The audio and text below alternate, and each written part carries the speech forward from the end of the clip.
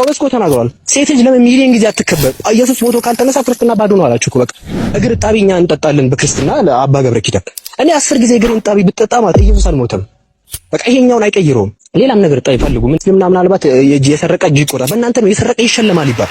ስትሰርቅ 1 ሚሊዮን ይሰጥ ምን ያደርግልኛል? ኢየሱስ ሞቷል የሚለው ነገር ውሸት ከሆነ እሺ ጊዜ በእናንተ ማለት ሴቶች በቃ ምንም በቃ የሚባጡኛ እስልምና ላይ የምትጠይፏቸው ነገሮች በአጠቃላይ እናንተ ጋር የለም። በቃ ለምናልባት ኦኬ ብዙ ሚስት ማግባት ነው የሚከብዳችሁ። በቃ በእናንተ ብዙ ሚስት አለማግባት ነው። እንደውም አለማግባቱ ክርስቲያኖች 2 ቢሊዮን ክርስቲያኖች አያገቡም። ሶ ዋት ኢየሱስ አልሞተም። አሁን መልሴን ስጠይቀኝ ኢየሱስ አልሞተም ነው መልስ። ይሄን አይቀይረውም። ይሄ እስካልተስተካከለ ድረስ ኢየሱስ አምላክ ነው የሚለው እስካልተስተካከለ ድረስ 10 ጊዜ ሴቶች በእናንተ እንዲህ ተሸክሟቸው 4 ወንዶች ሴቶችን ተሸክመው እንደዚህ በእንትን ተሸክሟቸው ይዞራሉ ቢባራስ እውነታውን አይቀይረውም። በእስልምና ይሄ ያለ፣ በክርስትና ይሄ ያለ፣ በእስልምና ይሄ ያለ እዳዝም ማተር በቃ 0.0001% አይቀይረውም። ጳውሎስ እኮ ለዛ ነው ጭንቅላት እኮ አለው ጳውሎስ አለ እኮ ኢየሱስ ሞቶ ካልተነሳ ስብከታችን ባዶ ነው አለ። በቃ ሺህ ጊዜ ቢያምር ራሱ ኢትስ ኦቨር አልቋል አለ። እንደዛ ነው ሱረቱ ኒሳ ምዕራፍ 4 ቁጥር 157 ላይ ኢስላም ዘግቷል። ባዶ ነው ብሎ ኢስላም ዘግቶላቸዋል። መጀመሪያ ባዶነቱን አጥሩ እስኪ መጀመሪያ እና ኦኬ ይመጣና አንዱ ይመጣል። ኦኬ ወይ አብዱከን በስልምና እኮ እናንተ ጋር ሴቶች ተጨቁነዋል። በዚህ እናወራ ለምን ነው ማወራው? እኔ በቃ እናንተ ጋር ኦኬ እናንተ ጋር ተጨቁኑ እኛ ጋር ተጨቁነዋል። እኔ ግን ገብቼ ማወራ ምንድነው ኢየሱስ አምላክ አይደል? እሺ እዚህ ጋር ስናወራ ኢየሱስ አትሰቀል። ይሄን አይቀይረውም። በቃ ስለዚህ ይሄኛው እዚህ ላይ ስሩ፣ መጀመሪያ እዚህ ላይ ስሩ።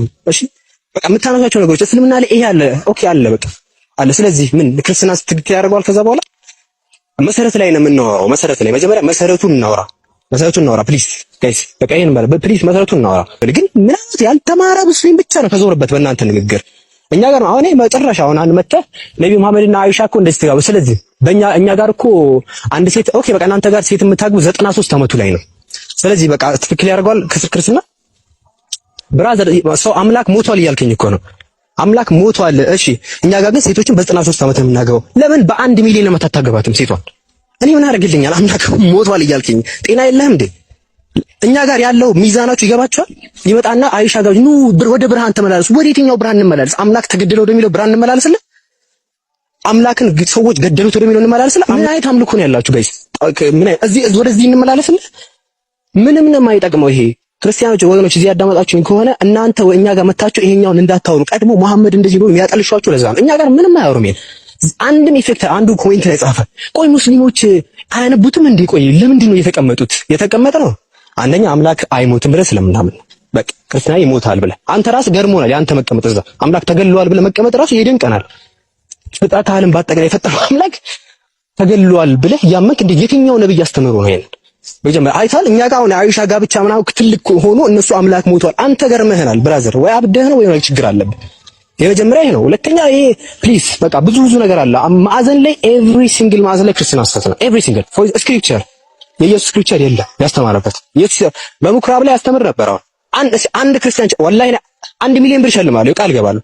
ኢየሱስ በምኩራብ ያስተማረው አንድ ትምህርት ካለ ኢየሱስ በምኩራብ አስተማሪ የለም። መጽሐፍ ቅዱስ የትም ቦታ ላይ በምኩራብ ያስተማረው አንድም ጽሑፍ የለም። አንድ ጽሑፍ የለም። እዚህ ጋር ችግር አለ። እኛ አምላክ ለኢየሱስ ሰጥቶላል። ኢየሱስን ከአምላክ ሰምቼ ነው የምናገረው አለ። በምኩራብ ደግሞ አስተምሮታል። ከአምላክ የሰማውም ንግግር የለም። ምኩራብ ላይ ያስተማረው ንግግርም የለም። የመጀመሪያ ችግራችን ሙስሊሞች ከዚህ በኋላ ክርስቲያኖች ካላችሁ እዚህ ጋር አዳምጡን። የመጀመሪያ አምላካችን አላህ በምዕራፍ 3 ላይ ምን ብሎ ነግሮናል? ነዘለ ዐለይከል ኪታበ ቢልሐቅ ሙሰዲቀን ሊማ በይኒ ወአንዘለ ተውራተ ወልኢንጂል።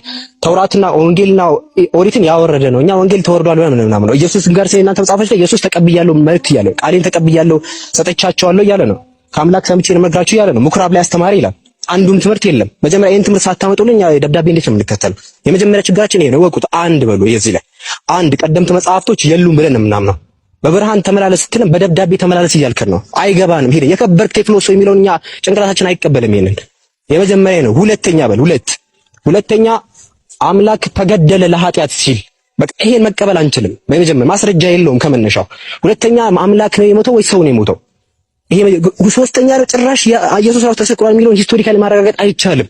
ይሄ ደግሞ ትልቅ መሰረት ነው። መሲሁ ይሞታል ማለት ራሱ ጤና የላችሁ። መሲሁ እንዴት ነው የሚሞተው? ከመነሻው መሲሁ እኮ በጣም የሚጠበቅ ነው። አምላክ ያድነዋል ተብሎ በትንቢት የተነገረለት ነው። ይሄኛው እንዴት ነው የምንቀበለው? ከመነሻው ማስረጃ አለው ወይ? ይሄን መጀመሪያ አቅርቡ። ጳውሎስ ራሱ ለዚህ ማስረጃ ማናቀርብ ከሆነ ክርስትና ባዶ ነው ብሎ አምኗል። ሺህ ጊዜ የእግር ጣቢ አባ ከብሪክ እንዳለው በእኛ እንግዳ የእግር ጣቢ አይደፋም ይጠጣል ስላለ ይሄ ራሱ ቢጠጣ ራሱ እንግዳ በመጣ ቁጥር የሙስሊሞችን ጣቢ ብትጠጡ ራሱ እኛ አንፈልግም፣ ምንም አይጠቅመንም ይሄ ፕሊዝ። ሶስተኛ አምላክ 3% ነው ማለት ማን ያስተማራችሁ? አምላክ 3 ፐርሰንት ነው ያላችሁ። 1 ፐርሰንት ነው። አንድ ምንነትን አንድ ማንነት ነው ያለው። ከአንዱ በቀር ሌላ ማንም የለም ብሎ ጳውሎስ ተናገረ። ከጳውሎስ አይመስል ይሁን። ያሳሳታችሁ አካል ራሱ ማን ነው? ፕሊዝ ማን ያሳሳታችሁ? ጳውሎስን ያሳሳታችሁ ለማለት ጳውሎስ አያምንም። አሁን አንደኛ ቆሮንቶስ 8:4 ላይ ከአንዱ በቀር ሌላ ማንም የለም ብሎ ነው። ቁጥር 6 ላይ አንድ አምላክ አብ አለን ብሎ ቀረቀረው። ኢየሱስን አንድ ጌታ ብሎ ነው። ጌታ ሐዋርያ 12:36 ላይ የተሾመ ማለት ነው። አንድ መምህር አለ እንዴ ነው የሚያምነው? እሺ ምን እንበል? ሶስት ይሄ ከባድ ችግር ማለት ይሄ ድጋሚ እንዳለ በዚህ የተሞላ ነው።